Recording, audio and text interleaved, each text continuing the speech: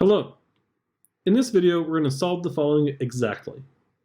We have log x plus 9 plus log x equals 1. In order to solve this, we first have to realize that we have more than one logarithm, which means we want to go ahead and combine them into a single logarithm. Notice that the operation between the two is addition, so we can use the product rule of logarithms. So that's going to give us log of the product of x plus 9 and x. And all of that's going to equal 1. I'm going to distribute the x there. That's going to give me log of x squared plus 9x has to equal 1. Okay, good. Now we need to go ahead and convert this into an exponential. Notice, though, that there's an understood 10 for the base here, because this is the common logarithm. So let's go ahead and convert this. This gives us base 10 to the first power equals x squared plus 9x. Awesome. So here's the thing. This is just a quadratic, and you can just solve this like you solve any other crazy quadratic. Just subtract 10 from both sides.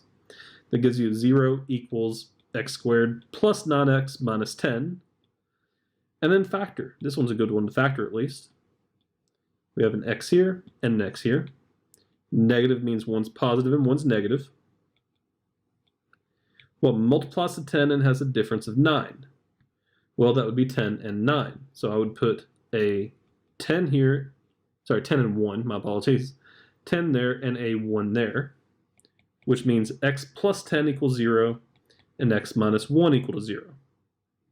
And then solve. Subtract 10 from both sides and add 1 to both sides. So we have two different possibilities. X equals negative 10 and x equals 10. The first thing I'm going to do is I'm going to test the negative 10. If I plug in negative 10, that gives me negative 10 plus 9 in the first one, and that gives me negative 1. Is negative 1 greater than 0? No, it's not. That means that negative 10 cannot be used. Next, let's look at the 1. Plug in the 1 for the first one, we get 1 plus 9 is 10. Is 10 greater than 0? Yes, it is. Good.